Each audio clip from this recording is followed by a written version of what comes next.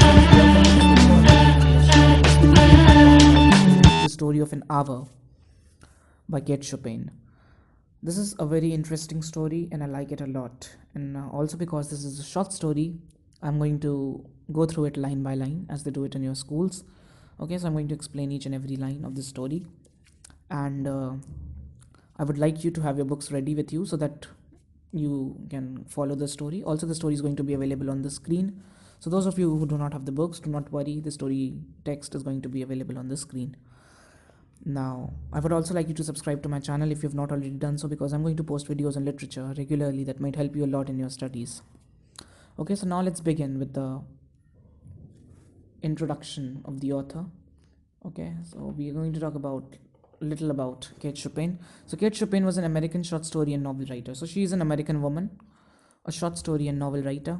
Okay, so she basically wrote short stories and also a novel called The Awakening. And she's considered to be a somewhat feminist author. Okay, so some of her themes include women empowerment. So she's considered a feminist author in that aspect that she brought to light the conditions in which women were living, the problems that women faced. And the story of an hour, is also a kind of a feminist text, which we will see how it is when we analyze the story.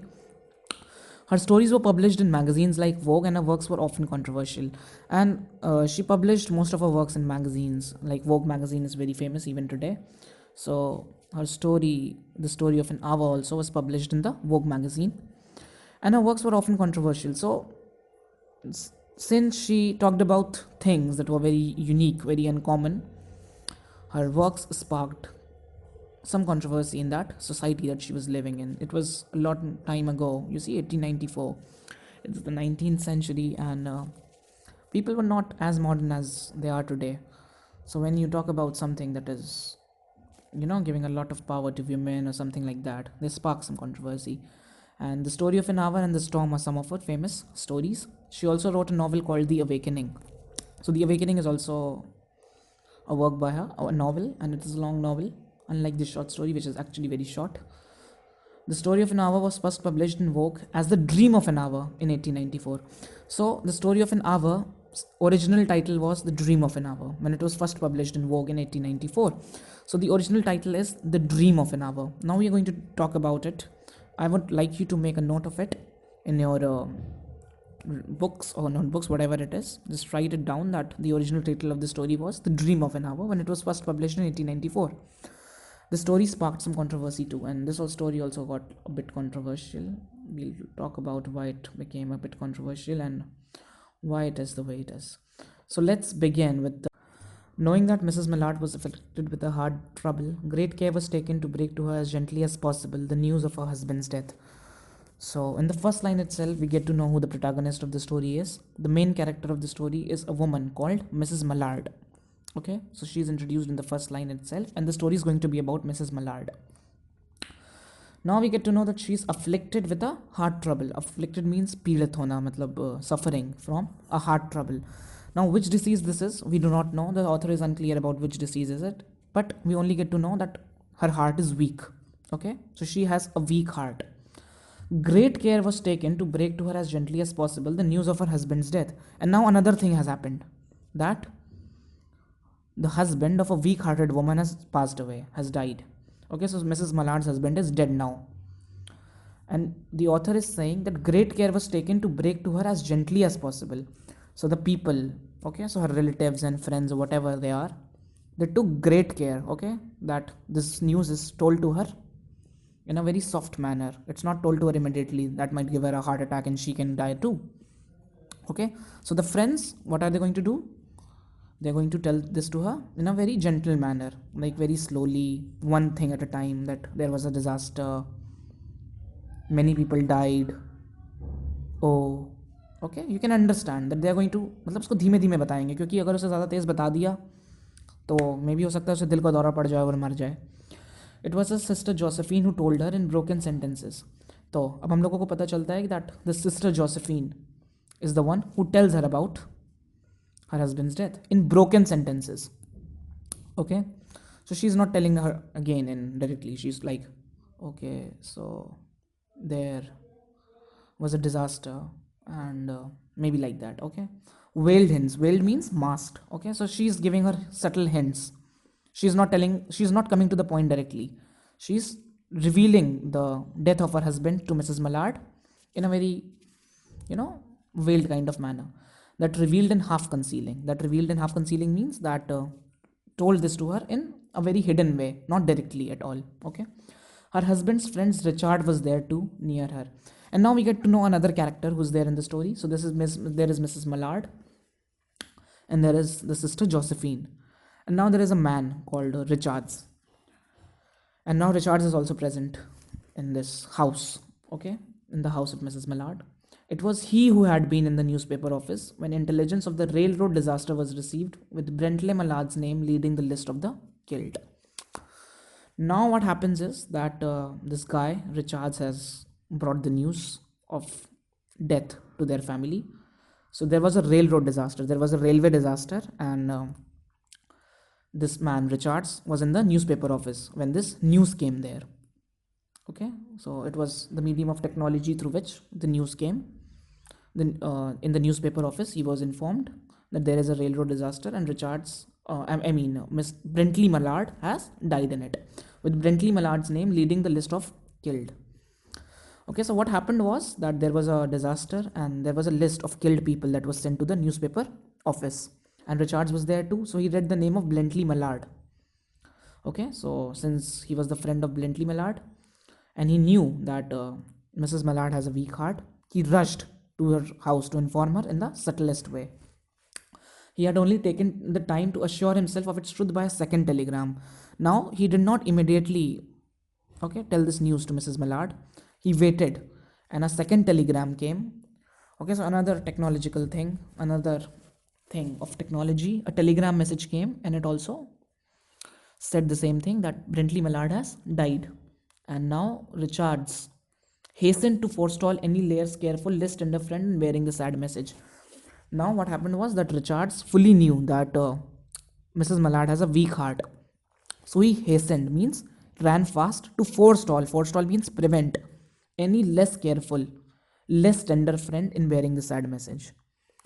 Now he thought that if he does not go fast to Mrs. Mallard, some other person might go to her and tell this news to her directly, and she may die herself because of a weak heart. So he hastened to her house to tell this news to her in a very gentle manner and support her. Okay, so this is what is meant. She did not hear the story as many women have heard the same. So this story is very short. You can see things are going on in very quickly here. She did not hear the story as many women have heard the same. Now we get to know that Mrs. Mallard hears the story in a very different way. A typical woman would feel very sad and, maybe even faint with this news, but her behavior was a little different, with a paralyzed inability to accept its significance. So she was not very much moved. Paralyzed inability to accept its significance. Maybe she did not react very violently after listening to this news. She wept at once with sudden wild abandonment. So what happened was that she wept, that she of course cried with sudden wild abandonment in her sister's arm. तो एक अजीब तरीके से वो अपने sister के हाथों में, अपने बाहों में रोने लगी. When the storm of grief had spent itself, she went away to her room alone. And then what happened, that she went to her room and she went there alone. She would have no one to follow her, and she did not want anybody else to follow her. She went to her room alone. There stood facing the open window a comfortable, roomy chair. Okay, so the narrator is able to look even inside the room where Mrs. Mallard is. Okay, so this is an omniscient narrator. Okay, a universal narrator. There stood facing the open window a comfortable, roomy armchair. So there was an armchair. You must have seen that rolling kind of a chair. Into this she sank, pressed down by a physical exhaustion that haunted her body and seemed to reach into her soul. Now she was feeling a physical exhaustion. Mind this, a physical exhaustion. Why this physical exhaustion was there? Maybe because she was very grieved by her husband. Maybe her body was breaking down. That haunted her body and seemed to reach into her soul. And even look at the words, reach into her soul. So she was feeling a kind of tiredness reach into her soul. So of course there is a certain amount of grief in this woman. She is of course a little grieved. She could see in the open square before her house the tops of trees that were all aquiver with the new spring life. Now look at the description here. They're talking about spring, all aquiver with the new spring life. Don't you think that when somebody has died, you do not talk about spring? But there was spring all around. So, does this indicate that there is some happiness in the atmosphere? Note it down that what she sees are that the tops of the trees were all aquiver with the new spring life, that the trees were kind of blooming in the spring. The delicious, look at the words, the delicious breath of rain was in the air. Okay, so there was a certain amount of cloudiness maybe in the sky, and there was going to be, there was a hint of rain in the air, delicious breath of rain. So this is a kind of a description of a beautiful landscape. In the street below, a peddler was crying his wares, and a man was going selling something. The notes of a distant song which someone was singing reached her faintly. And now also see, somebody is singing a song. So this is a death. There is a death that has taken place in the story, but Mrs. Mallard environment is kind of happy. And countless sparrows were twittering in the eaves, and as if this was not enough, there were also sparrows twittering in the eaves. On the one hand, we can see that this may be an ordinary landscape for her, but this is something also very bright and beautiful. Okay, so she's surrounded by a beautiful environment. There was patches of blue sky showing here and there through the clouds that had met and piled one above the other in the west facing her window. And there was blue sky. So there is a good description of nature. Okay, so maybe there is some hope, there is some happiness. We'll get to know about it later. She sat with her head thrown back up on the cushion of the chair. Okay, so her head was resting on the cushion of the chair, quite motionless, and she was sitting without moving, except when a sob came up into her throat and shook her. And now and then, like a, baby, a sob came, एक सिहाई उसने ली और ऐसे करके उसके वो हिली. As a child who had cried itself to sleep continues to sob in its dreams. Okay, so बीच उसके अंदर दुख तो था of course, and but आगे देखते हैं क्या होता है. She was young, with a fair, calm face, whose lines bespoke repression and even a certain strength. Now they talk about this woman, that she was a young woman with a fair, calm face, whose lines bespoke repression. Okay, तो उसके जो चेहरे पे lines थी, this bespoke repression. What does this mean? That maybe she was repressed. Okay, why does her face bespoke repression? We do not know the answer to this question, but there was a certain bit of gloominess in her life, and even a certain strength, and there was also strength. It could be seen on her face, but then now there was a dull stare in her eyes. Okay, now she was only dully staring in her eye, staring at things, whose gaze was fixed away off yonder on one of those patches of blue sky. And now she was looking at blue sky, and clear sky is always symbolizing freedom. It was not a glance of reflection, but rather indicated a suspension of intelligent thought. And now it says that it was not a glance of reflection. That means reflection means thinking. Not she was not thinking, but maybe an idea came to her mind, but rather indicated a suspension of intelligent thought. Okay, we'll get to know what this idea is. There was something coming to her. Now this is very important. Something coming to her. What this thing is, there is something that she feels is coming towards her, and she was waiting for it fearfully. Okay, and she was waiting for it, and maybe she was ready to accept it. What was it? She did not know, and even she did not know what that thing was. It was too subtle and elusive. Elusive means something that is very hard to catch. It was too subtle and elusive to name. So a feeling was coming to her, and she also did not know what kind of a feeling it is, but she felt it creeping out of the sky, reaching toward her through the sounds, the scents, the color that filled the air. Now this is a very psychological kind of a description of things. Sometimes when you're just looking at something, you feel that of course that thing overpowers you. In a similar case, that she feels a feeling coming from the sky towards her through the sounds, the scents, the colors that fill the air. Okay, and that feeling is coming through the happy environment that she's surrounding herself with, or maybe that is she's surrounded by. Okay, so there is a feeling that is coming to her. Now we'll get to know. Now her bosom rose and fell tumultuously. Okay, so her chest rose and fell. She was beginning to recognize this thing that was approaching to possess her, and she was now recognizing what this thing was, and she was striving to beat it back with her will, as powerless as her two white, slender hands would have been. So she was trying to resist something. Maybe what that feeling was, she does not know. When she abandoned herself, a little whispered word escaped her slightly parted lips. Now she made a whispering sound. She said it over and over under the breath. Free, free, free. Mark these lines.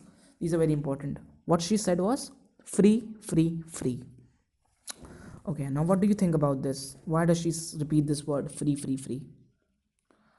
So she says these words maybe because she got freedom from a certain liability. Maybe when her husband was alive, she was not that free. And now she exclaims, free, free, free. The vacant stare and the look of terror that had followed it went from her eyes. Now the look of terror went away from her eyes. They stayed keen and bright, and now the eyes are bright. Her pulses beat fast, and the coursing blood warmed and relaxed every inch of her body. And she felt relaxed. Okay, so we see that there is this feeling of freedom that comes to her. Okay, that feeling is so powerful that even her body speaks these words. Okay, so this is a very psychological feeling, a mental feeling, but in its physical aspects, it is so powerful that it shakes her body.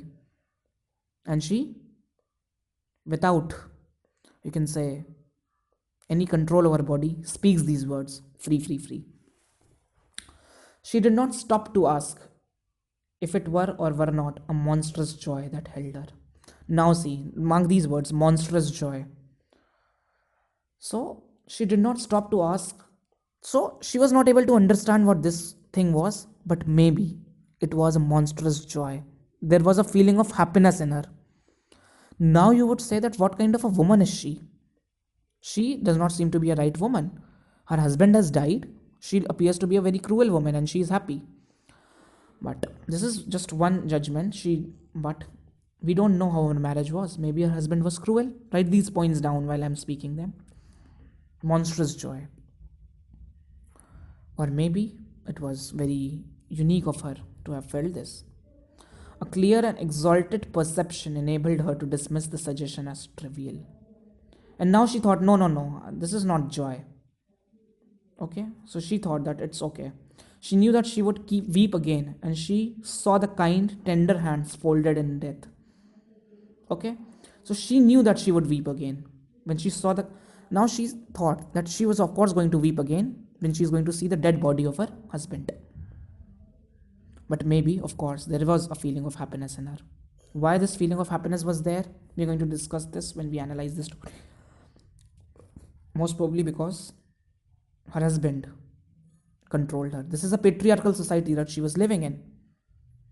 And now she felt, at least for some time, that she is going to be free of all controls and she can live her life the way she wants to. The face that had never looked save with love upon her. Okay, the face that had never looked save means except with love upon her. So she's talking about her husband, fixed and grey and dead. Now, when she is going to see the face of her dead husband, who had only loved her before. So now this thing tells us that maybe the marriage was happy, but only the husband was a bit dominating, fixed and grey and dead. But she saw beyond that bitter moment. Now, a long procession of years to come that would belong to her absolutely. Now, underline these words, that would belong to her absolutely. Okay? She thought that, of course, the husband is gone and she feels grief about it. Of course, she cried when the news was told to her. She did feel grieved. But then she's also thinking about the remaining parts of her life. That she's going to be the absolute master of her life. There is nobody who's going to control her. And she opened and spread her arms out to them in welcome. And now she was welcoming this new life. Yes, she was sad. You cannot say that she was not at all sad by this news. She was sad. But now she is welcoming, that long procession of years to come that would belong to her absolutely. There would be no one to live for during these coming years. So there's absolutely not going to be anyone that she has to live for except herself. She would live for herself. Okay तो उसे सिर्फ अपने लिए ज़िंदगी जीने का मौका मिलेगा, उसे किसी और के लिए ज़िंदगी नहीं जीनी है. There would be no powerful will bending hers in that blind persistence with which men and women believe they have a right to impose a private will upon a fellow creature. Now, see, the author is telling us why she felt like this. There would be no powerful will.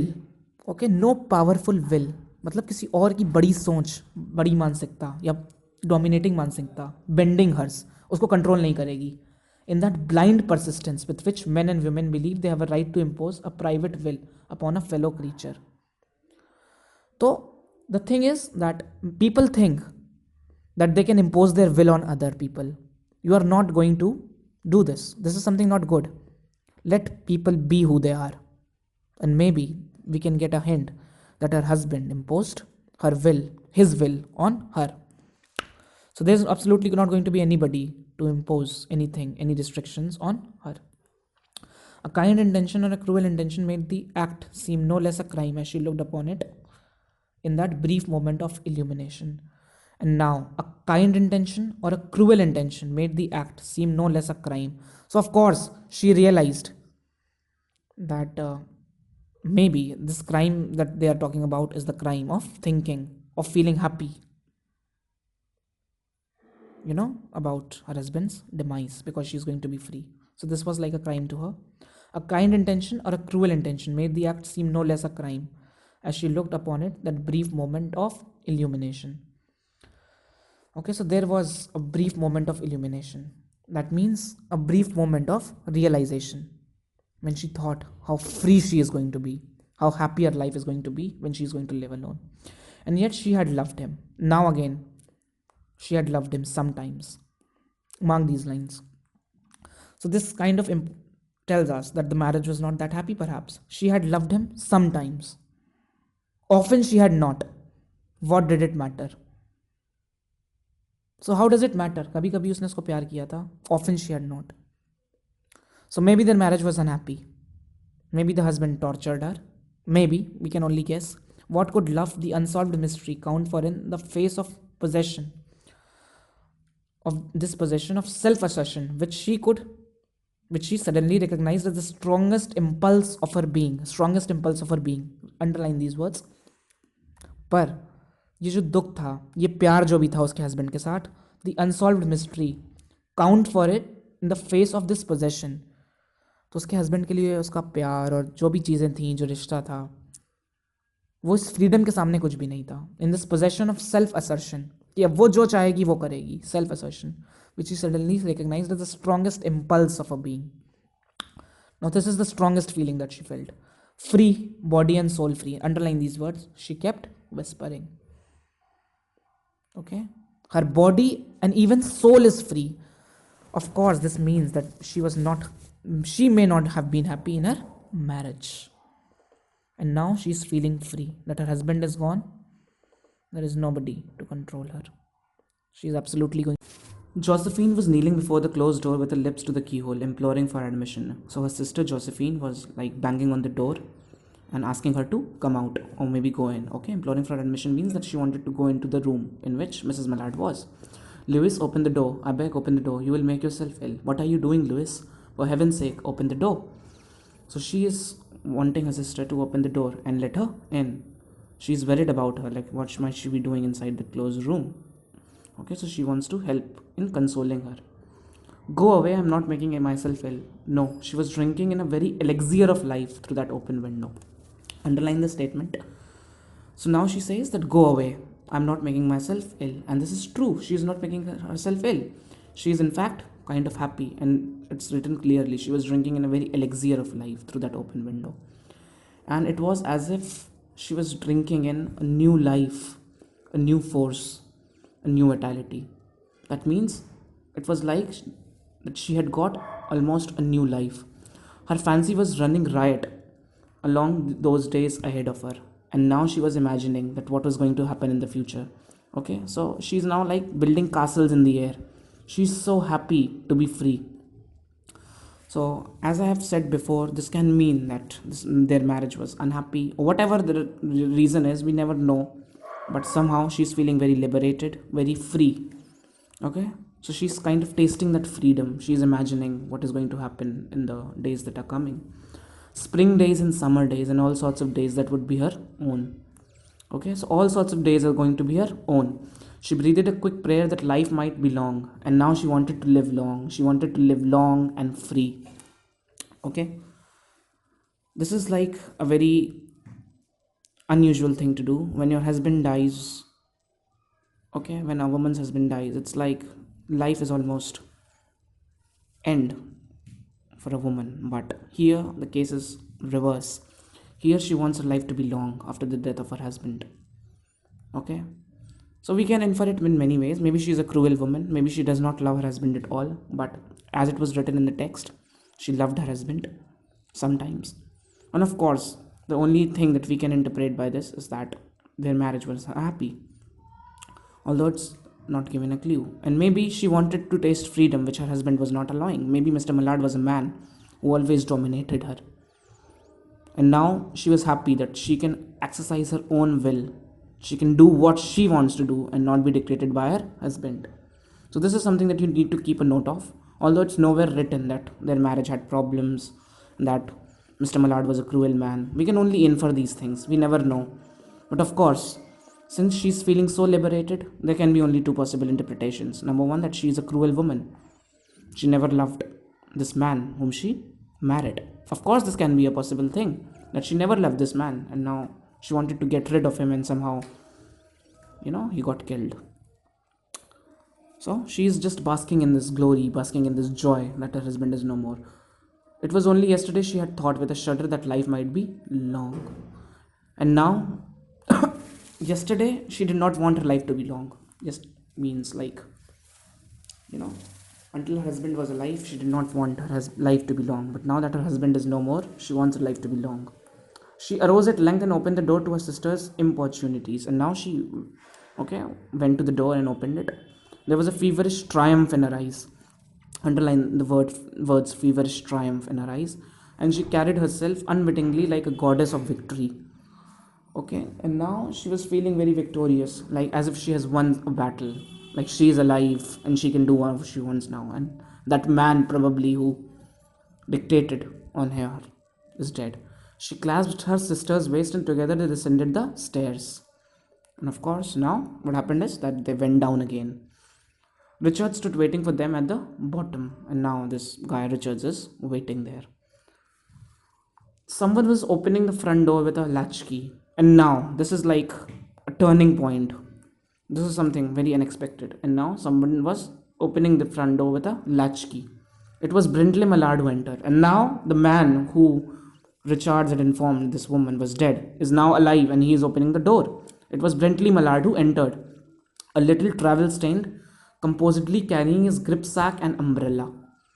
Okay, so now he's come home, he's carrying an umbrella and a grip sack, and he's little tired, little travel stained, but he's well to do, he's healthy, fine. He had been far from the scene of the accident. Now underline these words, he had been far from the scene of the accident. So what does this prove? That Richards conveyed the wrong information. And why did Richards convey this wrong information? Because first of all, it was like in the newspaper office. Okay, and then he received a telegram that said yes, that Brindley Mallard was actually dead, with Brindley Mallard leading the list of the killed. So write down a very important thing in your notebooks, that technology cannot be trusted upon. Okay, technology is something that cannot be trusted upon. You see what happened? The technology provided the wrong news. Okay, it's somehow a telegram came, and then it was also printed in the newspaper that he has died. But in actuality, in real life, he is alive. And then the reason of the death was also a railroad disaster. Okay, a railway disaster. A railway is also a part of the technology. So it's a critique of technology that is happening here. That no matter how much progress you make, technology cannot be relied upon 100% of the time. You cannot rely on your phone all the time. You're locked up in an island. You're not going to be able to call anybody. And similarly here, first of all, it was a railroad disaster that allegedly killed Brindley Mallard. And then it was wrong telegram and wrong information that was being spread. So it's a failure of technology. It's also a failure of people on all parts. The people who must have printed the newspaper, why did they print the wrong information? Okay, and the telegram that came. Okay, so I hope you understand that what is happening. The technology cannot be trusted upon. And did not even know that there had been one. So he did not even know that there was any accident. He was completely fine. He stood amazed at Josephine's piercing cry. And now Josephine let out a piercing cry. Something like that. Oh my god, this became too melodramatic. And now Josephine, gave out a huge cry at Richard's quick motion to screen him from the view of his wife. And now Richard's was, now Richard's, this is he's the most helpless man. First of all, he gave the wrong news. And it is because of Richard's actually that what is going to happen will happen. So what happened is that Richards is also now trying that she does not receive a shock since her heart is weak. So Richards is trying to hide this man from the view of his wife. But Richards was too late. But again, first of all, he was too early. Had he been there in the newspaper office a little longer, had he not come to inform, okay, it's just everything happens in just 1 hour. Had he come after only 1 hour, now that the husband is here, had he come now, so he would never have given the false news to Mrs. Mallard. मतलब अगर वो 1 घंटे बाद आता तो ब्रेंटली मलाड यहाँ पे पहुँचता ही नहीं. मतलब ब्रेंटली मलाड तब तक यहाँ पे पहुँच जाता. तो वो ब्रेंटली मलाड को जब खुद जिंदा देखता तो वो बताता थोड़ी ना आकर उसको कि हाँ वो मर चुका है और ऐसी कोई न्यूज़ है. होती भी तो देखता कि हाँ ये तो अलाइव खड़ा है. So first of all, he was 1 hour early, and now he's too late to shield this man from the view of this woman. When the doctors came, they said, underline this line, this is very important. When the doctors came, they said she had died of heart disease, of the joy that kills. So what happened was that the doctors said that she died of heart disease, of the joy that kills. Means doctors के according वो इसलिए मर गई क्योंकि वो अपने husband को, पहले उसने सोचा उसका हस्बैंड मर गया है, पर जब उसने देखा कि उसका हस्बैंड ज़िंदा है तो उसको इतनी खुशी हुई क्योंकि उसका हार्ट कमज़ोर था, वो इस वजह से मर गई. ओके, बट जिस हिसाब से हम लोगों ने स्टोरी पढ़ी है इसका कुछ और ही मतलब निकल के आता है. That what do we infer when we read that story? But she died probably because she did not want her husband to be alive, and she died of grief on seeing. She was shocked. All that freedom that she was thinking about, all those dreams and those castles that she was building up in the air, they are now all shattered. She wanted a long life, and now you see she does not want to live. She gives up. So in 1 hour she receives the ultimate happiness of life. She thinks that she is free and she can do what she wants only for 1 hour. And at the end of the 1 hour, when she sees this man alive, her husband alive, she passes away. On the one hand, it is her defeat. On the other hand, it is her victory. Because why it is her victory? It is her victory because when she wanted to be free, she can now be free in heaven. She did not continue with this man if anyway she feel that she was being repressed by him. Okay. Some critics also believe that she was a mad woman. Okay, that she had some mental problem as well, along with a heart disease, and she was not a normal person, and the story is only meant for entertainment. But I do not believe such views. One can only think that this is since this writer Kate Chopin always wrote for the betterment of women, that of course that she was not happy with her marriage, and now since the husband is alive and she had hoped to live a beautiful life without him, without being probably dominated by him, and when she sees this man alive again, she passes away in shock, and her heart disease actually takes the toll. So death is also an important theme in this story. It starts with a death and it ends with a death. In reality, the first death was fake. Now the death is real. Whereas the man who was supposed to be dead at the beginning is now, alive, well and alive. And the woman who wanted to be happy, who in this 1 hour of the story, is now dead. So we are going to analyze this in another video because this video is going to get too long and you are not going to watch it. Okay. So just another video is here for 10 minutes in which I discuss the main themes of the story. Thank you for watching and bye bye.